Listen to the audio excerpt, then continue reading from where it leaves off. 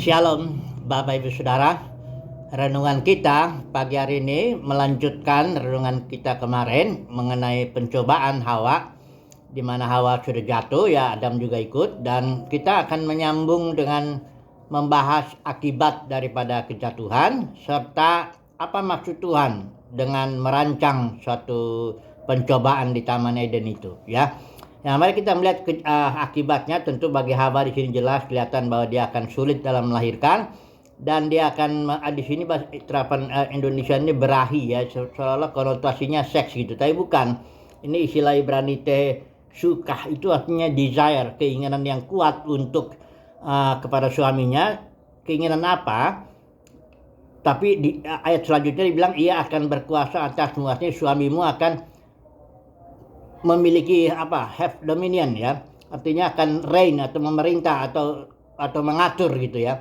Nah, jadi keinginan perempuan itu, seorang istri, dia punya kecenderungan untuk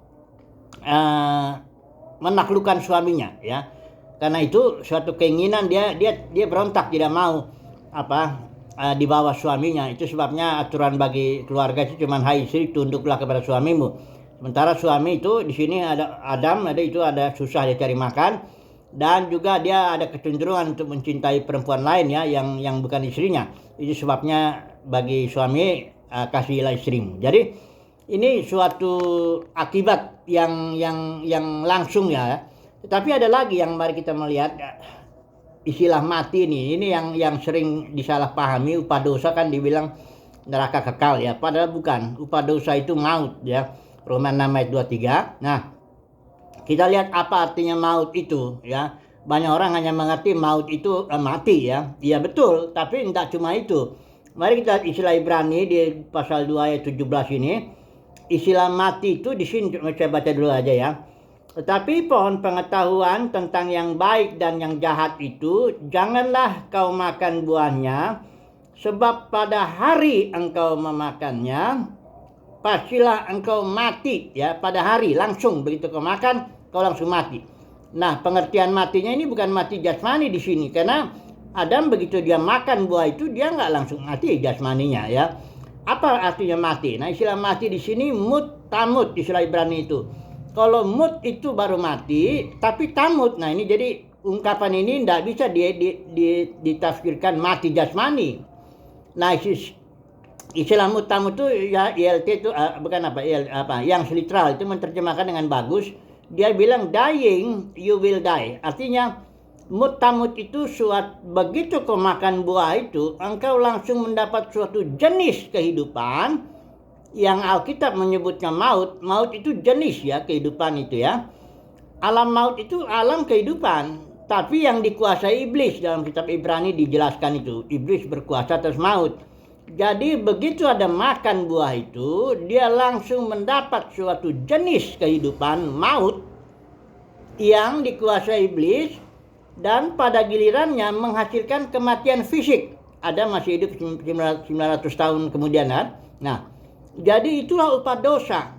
Upah dosa itu maut, artinya suatu jenis kehidupan yang dikuasai iblis, yang pada gilirannya menghasilkan kematian fisik. Itulah lengkapnya maut itu, ya.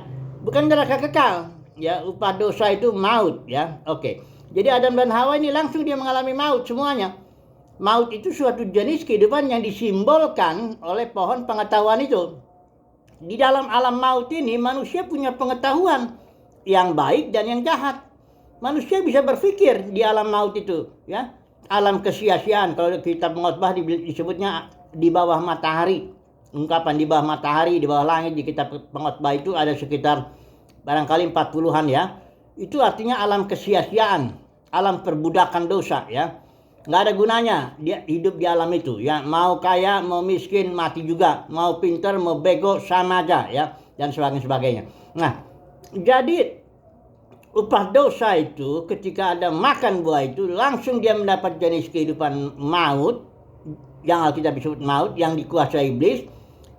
Tapi dia bisa beraktivitas, dia punya pikiran yang baik dan yang jahat. Manusia hidup berdasarkan pikiran yang baik dan yang jahatnya itu. Itulah dari situ timbul banyak agama itu, ya. agama-agama yang Adam lakukan pertama kali itu, yaitu ketika dia tahu dia telanjang, karena dia punya pengetahuan, dia terbuka matanya, dia telanjang, dia melakukan usaha menutupi ya ketelanjangannya itu ya.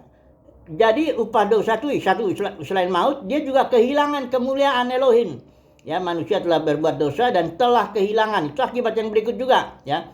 Nah, karena manusia kehilangan kemuliaan Elohim, nah dia berusaha untuk bagaimana mendongkrak atau mendorong dirinya supaya dia memiliki kemuliaan, supaya dia dihargai, dihormati manusia, apa sebagainya begitu ya.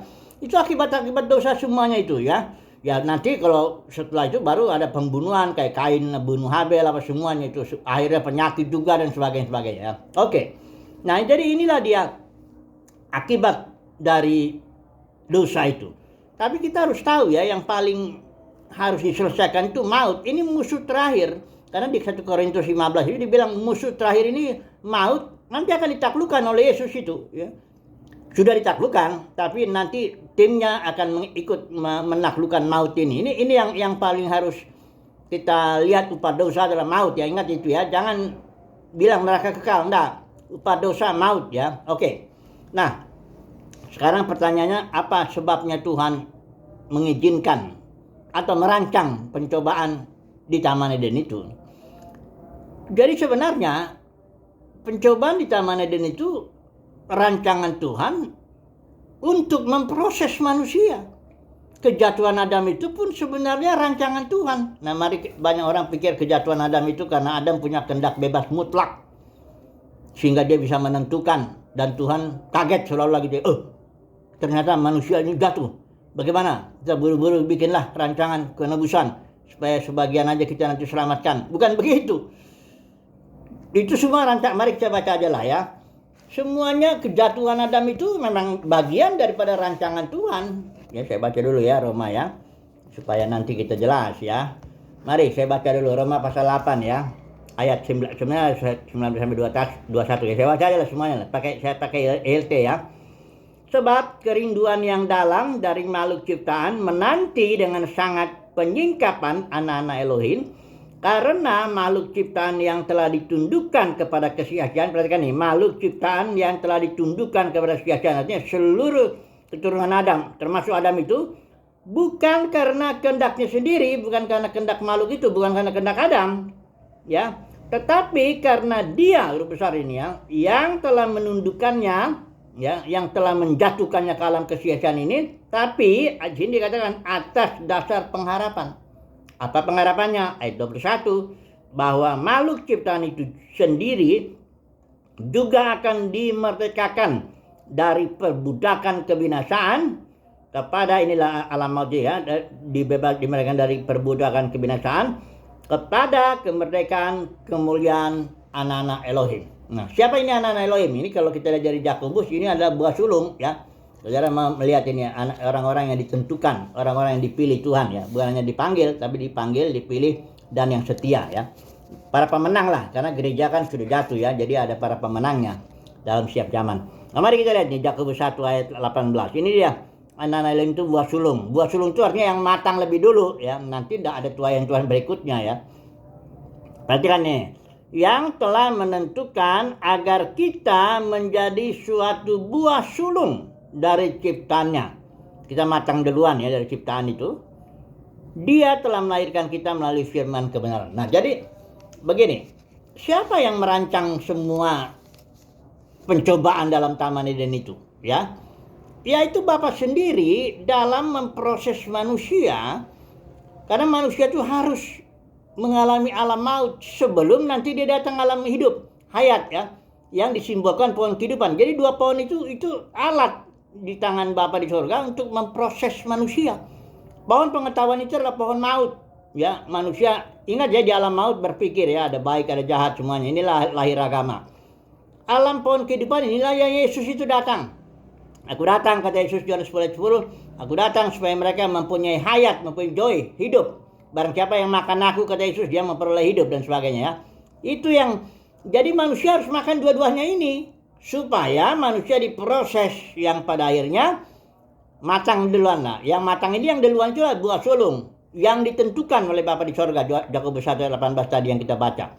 Nah, buah sulung ini bersama dengan Yesus ketika Tuhan Yesus datang nanti, buah sulung gereja inilah yang akan membebaskan ciptaan dari perbudakan kebinasaan.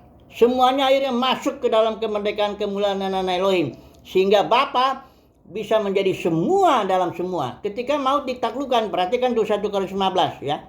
Begitu maut ditaklukkan, barulah Bapa bisa menjadi semua dalam semua. Bapa bisa mengekspresikan kasihnya, kemuliaannya, karakternya di dalam semua manusia dan melalui semua manusia.